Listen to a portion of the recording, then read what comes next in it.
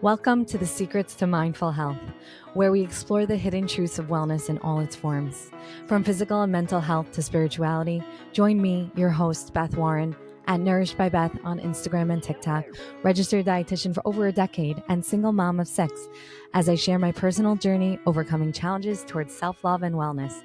Together with my guests, we will inspire and motivate you to prioritize your well-being and create a life of balance and fulfillment. Let's embark on a transformative journey towards a healthier, happier you. I'm glad you're here. Is it video? In this episode, From Single to Soulmate, Jackie's Secrets to Mindful Relationships, with dating coach Jackie Glaser, founder of The Inner Circle, as she shares her journey from singlehood to finding true love. In this episode, Jackie discusses the importance of mindfulness in dating and how self awareness can help overcome fears and insecurities. We also explore body image and self acceptance, with Jackie offering practical tips for fostering confidence and embracing your authentic self. Whether you're navigating the dating scene or seeking to improve your relationship skills, this episode is filled with heartfelt advice and actionable strategies to help you approach love with intention and celebrate yourself along the way. Jackie previously ran a private practice in Sydney and served as the resident psychologist on a national current affairs show.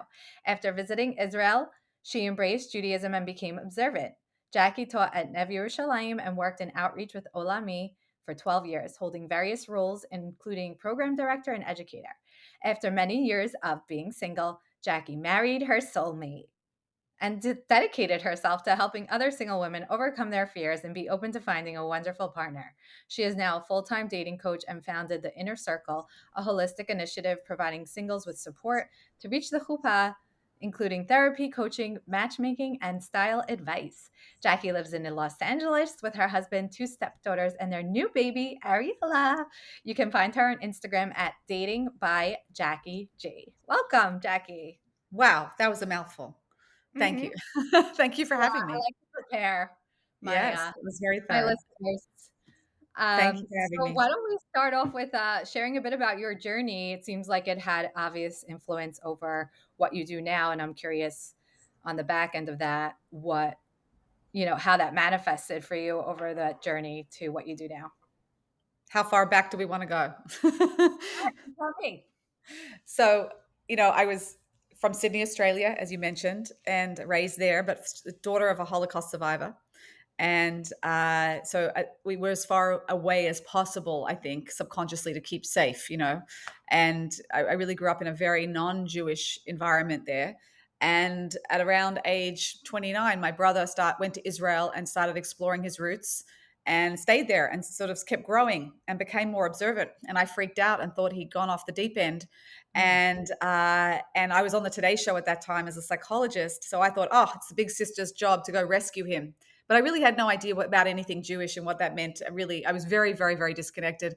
So I went to Israel and took on all the rabbis and had my own journey, and really was blown away by a lot of the depth and wisdom of Judaism, and started growing a lot more myself in that way. Really found the roots of a lot of psychology in Judaism, which was shocking and surprising to me because I didn't really realize that. And I ended up living in Israel for 8 years. And at that time, I was now in my 30s and I just wasn't getting married. And it just wasn't happening. And it wasn't happening. And of course, in the Jewish world, if you're not married, like by the age of whatever, 25, you're done. And it just wasn't happening. And I didn't know why, but I went through this very dark night of the soul kind of wrestling journey with the fact that I was single and I couldn't get married and I wanted to get married. I really, really wanted to get married. And I just did deals with God. When you're desperate, you make a deal with God. Mhm. You say, God, if you get me married, like I'll help singles, and Right. I'll give back. I'll give back. I'll do something, you sort of plea from that place, which is not how it is. Obviously, God's not punishing us. Mhm. And long story short, I went to New York for 8 years after Israel to work in, Jewish programming, spirituality, coaching, psychology, and I was there for 8 years, and I met my husband, and then I got married, and now I live in LA with him, and we're married nearly 6 years. And I started helping singles because I know in my heart, I had promised God that I would help, even though God does not need my help at all. But I did want to give back, and I thought I would do it like part time, on the side and continue my regular job. But it turned into this overwhelming clarity that there's a need out there, and the fact that I'd been through the struggle, it was a strength. And so I actually was doing a class in partnership with a dating website once. I did, like, as part of my little contribution, and I did a class and we called it "There's Nothing Wrong with You, a Fresh Perspective on Dating." And Mm, over 300 and something people came to it without hardly any advertising because of the title. They don't know who I am.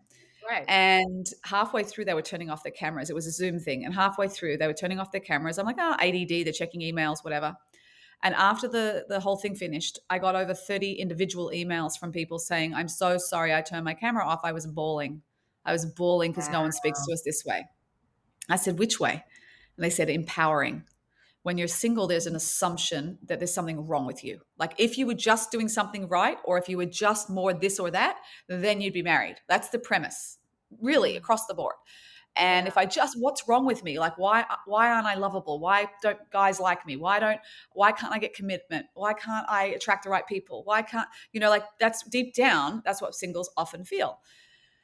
And like it's their fault somehow. And so people feel broken from that assumption and that judgment. There's a lot of judgment, a lot of pressure. And and I was sort of reframing it for people, and they were just so, it was such a fresh air, such a breath of fresh air, they said.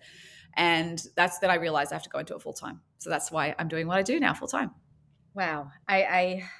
I felt a lot of that on many levels. And I was going to say that, first of all, what led me to you was your advice in dating coaching. And then as I'm Oh, watching you and being a follower, I'm like, wow, I need you on this podcast because oh, this is a wellness podcast and just with different topics within the realm. And it is so aligning what you say, hmm. like I love that you lead from not only just your authentic self, but you're leading from within to out, Yes. like not only does it start from within, but it has to touch a chord within. And that, affects the external Yep. versus focusing on external things. And I love that you just brought that up. What do I need to change? What do I need to fix? Like, how can I make myself better? How can I make myself chosen? Like, I was like, just that's all, just put that aside.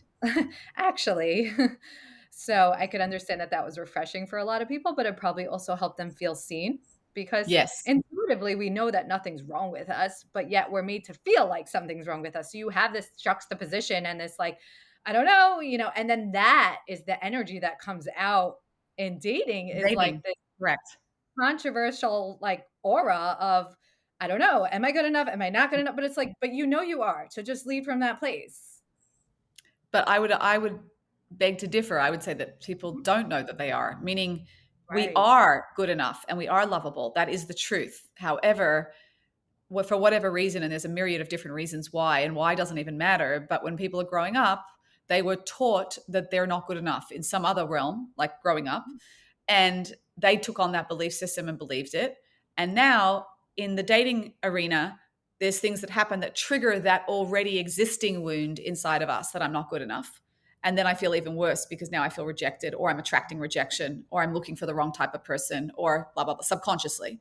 But it Right. resonates with me because deep down I really do feel that way about myself, even though that is not the truth. So it's not the truth that we're not worthy and not good enough, but deep down I might believe it because I was taught that, or experiences showed me that I was that. And what's really surprising to me, that I worked with hundreds and hundreds and hundreds of people, now thousands probably at this point over the decades, that, and you wouldn't think this, but the school environment, I mean, it sounds obvious, but it's unbelievable how powerful and how formative, especially for women, the Mhm. school peer group is. You would think by that point, once you're in school, particularly high school, that those core belief systems and like feelings about yourself are formed from the family. As a psychologist, I would have thought that, especially 0 to 3 is pre-verbal, right? We get an energetic sense about ourselves in the world from for 0 to 3, early childhood, of course. But once you're a teen in high school, it is amazing to me how much work I've done with women. And then when we go back to a core, like core memory or a core belief system or a core feeling, what comes up is school. I was made fun of. I was kicked out of. I wasn't good enough. They're mean Mhm. girls. Blah blah blah blah blah. That whole mean girl thing is Right. devastatingly destructive to a woman's sense of self, because peers are so important to her. And it's amazing how many women, that's the thing that pops up from the subconscious. Like, that's the memory that takes them That's there. so interesting. It is so Yeah. interesting. And I was like, whoa. Firstly, school kids are brutal. And Mhm. secondly, they're like affecting lives. Like, Yeah, you don't and think when also someone's around them taunting for a someone, large part of your day and your life more than you realize. They have influence because and you're you're not formed yet. Like, you're still vulnerable, you're still impressionable. So you're sending your kid off to school as a parent, and you love your kid, and you're sending them to a good school, and you think they're having a good day, and there's like taunting and teasing and little mocking and games and dynamics happening with friends, but they really could be hurting a person's self-worth and self-esteem. wow, that's amazing And what comes up. it really is. It opened my eyes. But anyway, the good news is you can heal that once you start realizing that you've internalized, as you know, you've internalized these belief systems, and these belief systems Yeah. can come out in all sorts of ways, right? As we know, with either with eating, and you project it on yourself. And I know we're going to get into all this, but Mhm. yeah, your body, how you feel about yourself, and that's really an extension of how we really feel. Yeah, I also feel like it's a system thing. You mentioned pressures and judgments, and of course, but sometimes just the system just feels very mechanic that you don't have ability to introspect. It's more about here's your, especially if people are going through the matchmaking world. That's why I love that you said you also do matchmaking. I would totally go to you as a matchmaker if you're this intuitive and very empowering, because again, it has to lead from that place, and then you decipher which ones you want to try, whatever, but it has to leave from that place. If it's very cold, you're just already on a little bit of like a defensive, or like, are they going to choose me? Like the Yeah. nature is just very like, I choose this one, I don't choose that one. It's very like black and white, and what we're saying here is like a lot of color. There's a lot of color to Yeah. feel. But what do you believe some of the fears and the blocks are? We already discussed the judgment aspect, the pressure aspect, but what Yeah. are like internal blocks people might feel when it comes to finding love? The two biggest blocks that I see over and over and over again that keep reappearing is lack of self-worth and lack of self-trust. They're Hmm. the two. Meaning, people don't know, they know intellectually that they're worthy, like you said. We know that we're worthy, but they don't feel it. Yeah. And that's where, unfortunately, therapy will often fall short if it's talk therapy, because talk therapy, you can get a lot of cognitive awareness and insight and understanding around dynamics and patterns and where it comes from, but knowing why something's there and where it came from doesn't necessarily change it.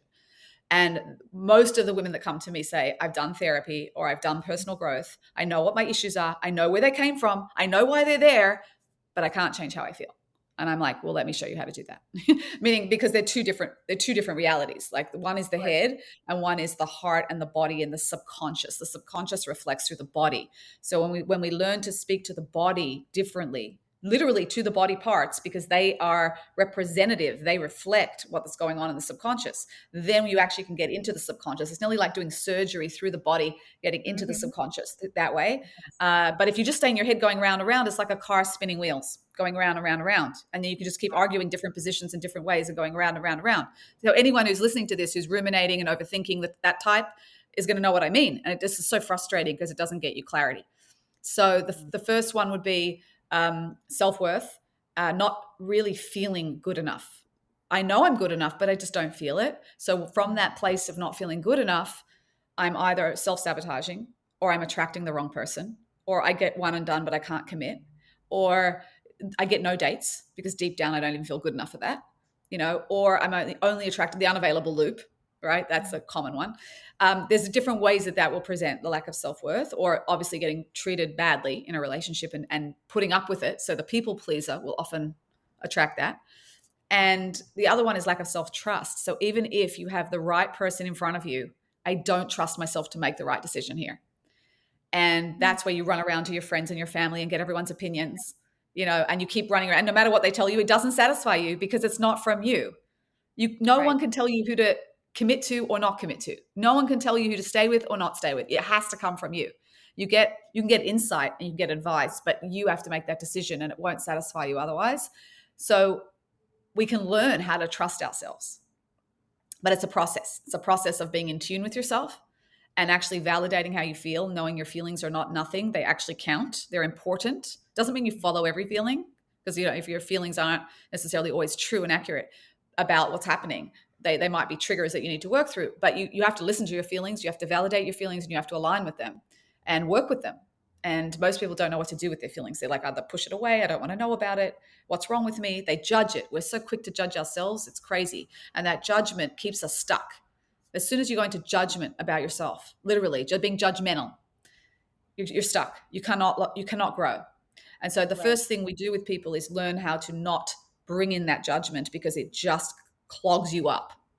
We want to be compassionately curious. Oh, isn't that interesting that I feel uncomfortable around this guy? Let me explore Mhm. that. Right? What actually makes me uncomfortable? But rather than what's wrong with me? He's such a nice guy. I should judge him favorably. I should be better. I should be nicer. I should be more accommodating. We judge and we override what we really feel, and then and wonder why we can't trust ourselves because you're not listening to yourself. Right. It's like you're opening up the doors to your heart, so to speak. Like, meaning if you're so closed and not in touch with your heart and your inner like being, how are you going to expose that to someone else so that they Exactly. appreciate your heart? Like, you need to be connected to that internal world because that's what you're looking to connect with.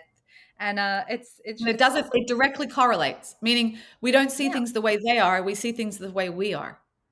And so, right. however we are, literally will determine what kind of relationship we can have. And so, that good news is that if we shift how we are internally, it will Mhm. absolutely transform the quality of relationship because we Right. attract what we are and not what we want. Right. We And it seems attract. like what you're saying, the first step is to just connect with that. Like, meaning that's a big ask. Like, people just are disconnected in that because, and this is also a question for you. It's uncomfortable for most. I always tell people the bravest thing you can do is go deeper inside yourself. Mm, Somehow seems like a very scary world. And I'm wondering if that's because of just, trauma that unfolds or things you have to sit with or face. Like, what's so scary? Like, what's so uncomfortable? What's people's block in that? Why are they not feeling that they can sit with that to wow, explore? we're getting so deep, Beth. I We're don't know, getting. but I can't help it. I love I'm it. sorry. I love it. No, I love it. I wasn't expecting it. I was like, great, Yeah. amazing. Let's go Oh, there. I'm a very deep person. You're very deep. Yeah, I did. I don't know you, so I was like, wow, this is cool. I love introspection. It's like really where the Yeah. where the change happens. That's beautiful. I think it's because people are scared of themselves because they don't know how they're going to deal with certain feelings that are going to come up. So when I sit quietly with myself and I'm not having podcasts in my ears and I'm not having distraction and stimulation, I'm left to sit with whatever's there. And if I'm not okay with whatever's there, meaning I'm either scared of the feeling because I don't know how to deal with feelings because they weren't taught to me when I was young, which is very common, very, very common. I don't have that sense of emotional comfort with emotion, or I'm going to judge myself for having whatever I'm having.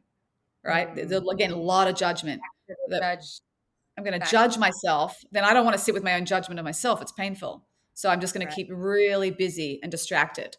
And most of the problems that we have that keep us stuck are because we are rejecting ourselves on some level. And there's three main ways we reject ourselves. One is through judgment, as I just said. The other is through suppression. I'm going to push it down. I don't want to feel it. And the third is through escape. I'm going to go into Netflix and shopping and alcohol and food and whatever else it is to escape what I'm feeling. So it's Mm. like there's three main areas. I even throw in blame as a fourth one. Like if I blame someone else, I don't have to get to feel whatever's going on in my life. But Mhm. those three or four ways are types of self-rejection that literally keep us stuck and miserable. Right. Yeah. Ah, we did get deep. Okay. But how can we help give let's just talk about that, maybe some practical tips we could get people to start opening themselves up a bit more. Like, what process can they go through with themselves? Compassionate curiosity. Look Yeah, at I love yourself. that term. Compassionate curiosity is the premise from how, like, if you start with me doing anything, that's the first thing we do. Isn't that interesting that I feel that way? Mhm. Everything that goes on inside of you is data. It's giving you feedback about something for you to look at. It's a mirror. So we want to be able to treat it like data. Isn't that interesting? Like you would look at data, like, isn't that interesting? Rather than it's wrong. So the first shift is it's not wrong, it's interesting. And what is that? Let me know more about that. I want to know more. So we want to turn towards ourselves in an attitude of embrace rather than rejection. If anyone takes away one thing from this podcast, it would be that point. Embrace yourself, turn towards yourself with embrace rather than rejection. And everything else will open up from there because that is really like a plug. When people do that and they judge themselves like a plug and they stay stuck, and when they unplug that particular attitude, everything can open up. As long as you're not scared of it, you're not running away from yourself, and you're not pushing it down, right? I just want to look at it with curiosity, and I want to say, okay, let's say I feel sad, right? Or I'm anxious. that's so interesting that I feel anxious right now. What am I anxious about? Let me feel into it. Let me explore it. Like, what am I actually anxious about? Well, I'm anxious that he's going to hurt me. Oh, that's interesting. Where else have I been hurt before? Right? Mm. Or is there any evidence or anything he's doing specifically to give me that feeling, to give me that sense? Is it something in the present moment, or is there a really deep charge from something else that's got nothing to do with the present moment? So the second thing I would say is separate between what's happening in the moment and the level of emotional charge. If the level of emotional charge is like 7, 8, 9, 10, it's very likely it's from something else, as well as whatever trigger is triggering it in the moment. Right. So the way Mhm. you can tell whether it's your stuff from the past is the level of emotional charge, right? It usually doesn't add up to what's actually happening. And the charge is greater. And you say, whoa, that was a really intense reaction. That might be tapping into other stuff that I'm meant to look at, right? Because this stuff comes up for us to integrate so that we can become more whole rather than it keep hijacking our lives and self-sabotaging things. Mhm. So that would be the two things I would say. Number one is compassion and curiosity. And number two is work on embracing and accepting rather than rejecting parts of yourself or feelings or experiences and explore it further. Oh, I love that. And you're so succinct. It's so great. I totally take away tips. Let's transfer into like this body image and self-acceptance you were saying we were gonna touch on. I'd love to touch on this because I do nutrition, and I I even contacted you on the premise on behalf of my dietitian self, who has these teenage girls come in saying Mm. that if her, and I'm not blaming anyone, it's not a blame game, but her shadchan said if she loses 30 pounds, she could get more matches. Of her, her father's giving her pressure to lose a lot of weight because she's not getting married. And a lot of them say it blasé, I'm coming to you for help for them because this is how impressionable they are. They think that's normal. Like, yeah, it's because I'm doing because I need to get married and I'm supposed to lose like 30 pounds. And then I'm always thinking in the back of my mind, like, what happens once you start having children? Like once you start having kids, like I always say anyway in nutrition and weight management is that you always need motivations outside of looks can be a part of the conversation, but you need a motivation outside of that or it won't be sustainable. And also it Mm. taps into this self-worth aspect and this, even if it's a subliminal message of I'm not good enough, Right. and all of that. So how do you define that in the context of dating? And I also have the understanding that we want to put ourselves together. It's not a question of that. It's that essence of I need to change myself in order to be chosen.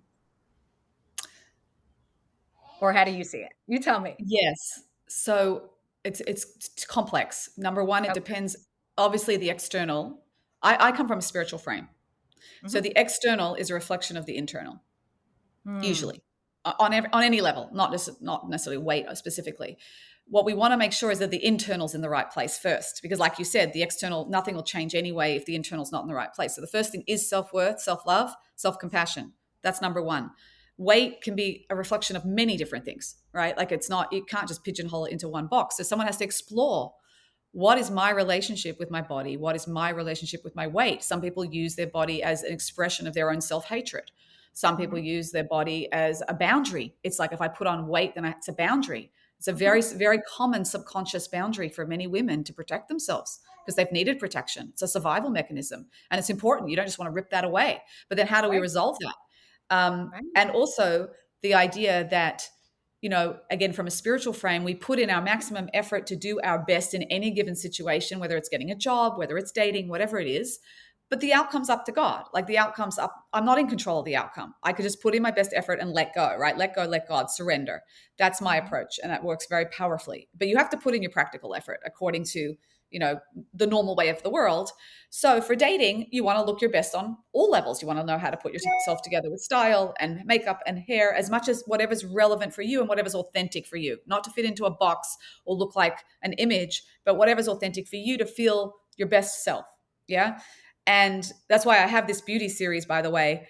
I literally just started to do it. We haven't done it yet, but because it's a bit out of context. Like I do all the inner work. Why are we doing that? Because it's important to have balance. It's important to have your external reflects your internal and vice versa. Mhm. You have to work on both. It's Yeah. balanced. And the external counts. I hate to say it. Yes, we're going to be loved for who we are inside. And your spouse that you marry in the end, of course, they're going to love you for who you are, not dependent on how many pounds you are. I mean, that's insane, right? Right. But the outside matters, meaning I want to look my best for my spouse. I want to be my best for my spouse. I want to, like it's like a part of caring for each other. It's part of caring for yourself, Right. to take care of yourself on every level, including the physical. So the physical counts. It's just not, it's not a definition of self. And I think that's the approach. The physical counts. It's just a reflection. It's an expression of you. It's not a definition of you. And most Mm. people, unfortunately, in our society define themselves by their body because we are told, and look everywhere we look, we are told that if you have a great body, you're going to be happy and successful.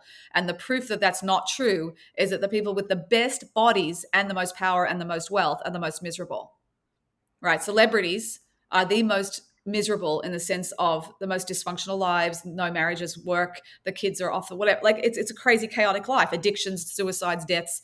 They're the highest percentage by far in all the breakdown of all the things, that the values that a lot of people value. So, and they have the best looks and the best bodies and the best, most money and the most power. So, Right. but we've been tricked into this illusion, and I'm talking to myself here, right, where we have to separate from that and know that we're far deeper than that. We're a soul. We have an essence that's much deeper than the body.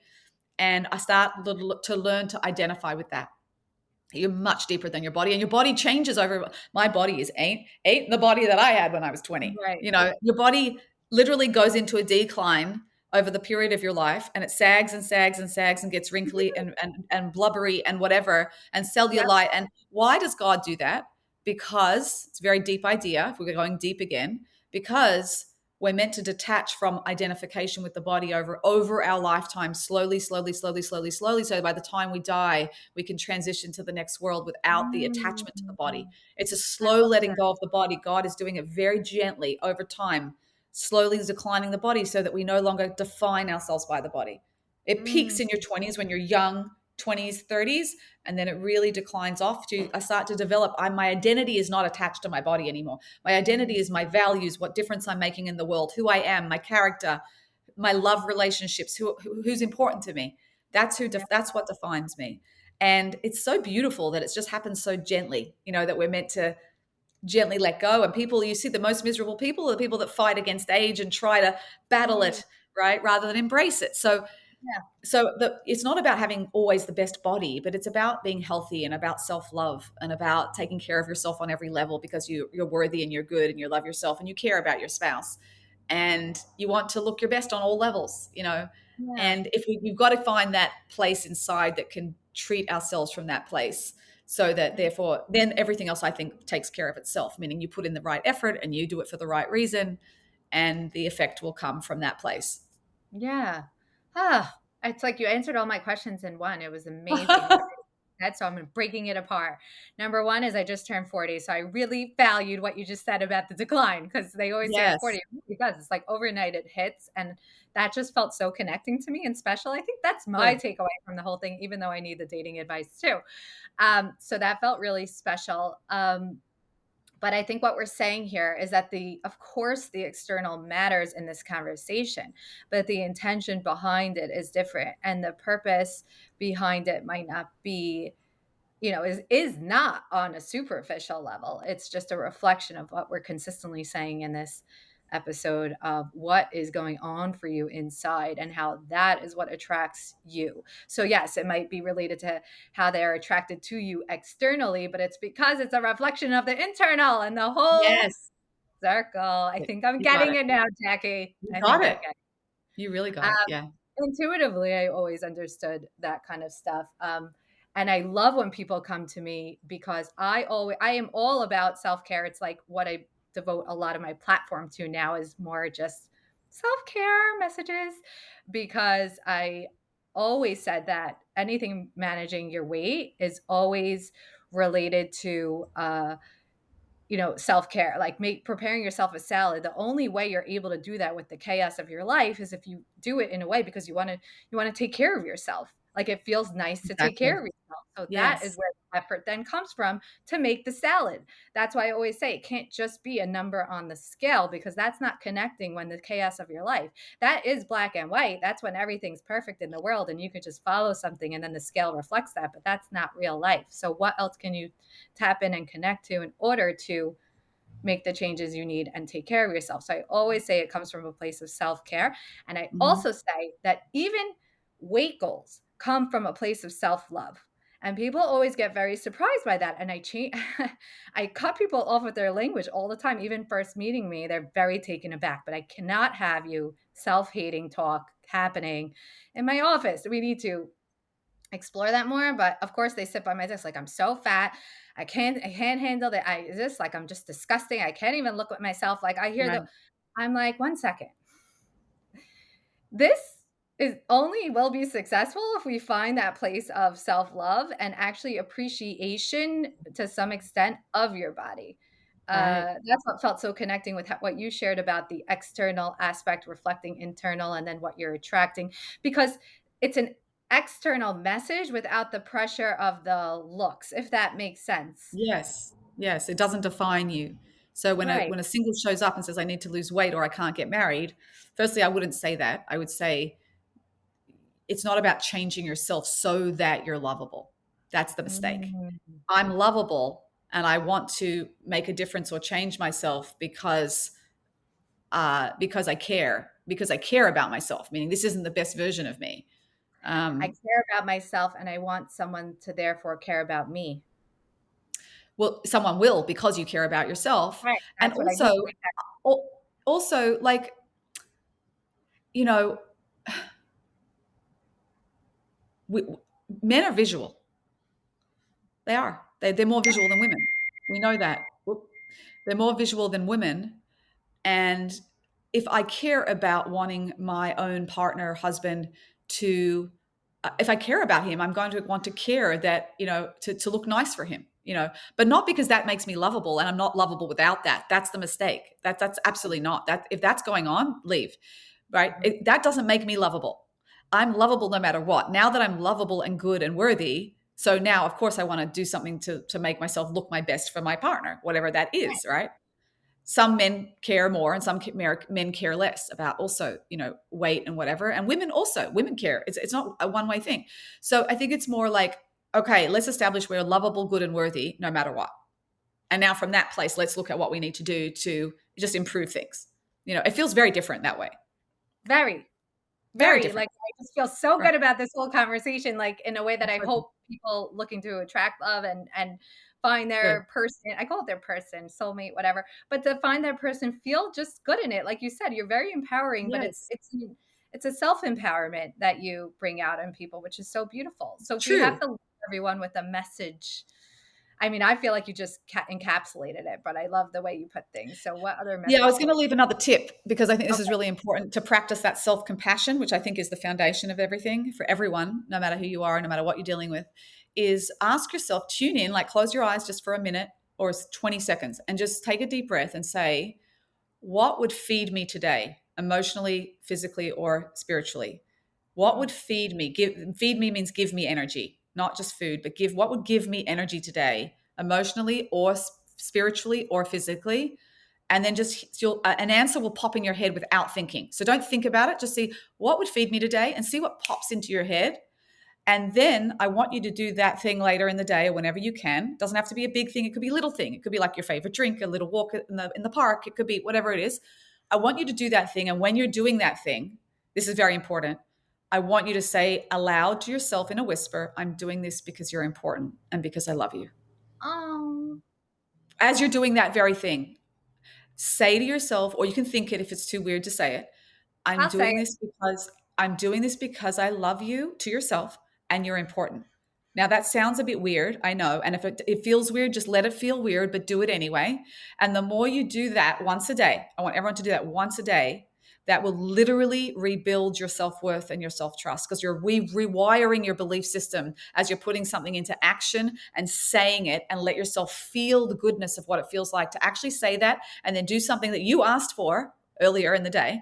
And you're doing that thing because you're important. You're actually following through with integrity with yourself, and that builds self-worth and self-trust. and you're listening to yourself, which builds self-trust. So we're doing self-worth, self-trust together in that one exercise. Do it once a day, say it aloud, let yourself feel good as you're doing it. Like, it has to be visceral as well, not just intellectual, right? I'm doing this because I love you and because you're important. And then feel how that feels when you do that. It feels usually warm, like a warm, or like just a little bit warm, a little bit more expansive. I want you to get the visceral shift. That's rewiring your brain, and it will build self-worth and self-trust. Oh, I love these tips because, like you said, it becomes then we get stuck in our head. But how do we do that? And that is so doable. It's so It really doable. it might be hard to tap into, but it's doable. It's very It's doable doable. because you're also not saying what you need to do, or don't need to plan it. You just need to feel it in the moment and then act on it. I love that. One thing. Okay, well, I want to thank you so much for coming on. Everyone could follow you on Instagram at Dating by Jackie G. Mhm. Dating at Dating by Dating by Dating by Jackie Jackie G. Yeah. G. Thank you. And how else can they follow you and your inner circle work? How can they work with you? Yeah, Instagram is the best. I'm there. I'm in my DMs. You can DM me if you want. I'm happy to Yeah, and you answer any do great questions. Q&As and you answer everything just so I love it. Yeah, I let's listen to try. all your Q&As. Keep doing that. Oh, thank you. Thanks so much for having me. Thanks for the amazing Okay. deep work you do. Oh, thank you. I try. All right. Thanks for Thanks, Beth. coming Have a good day. Bye. on. Bye. Don't forget to hit subscribe or follow me on Instagram and TikTok at Nourished by Beth, or listen on Spotify at the Secrets to Mindful Health podcast.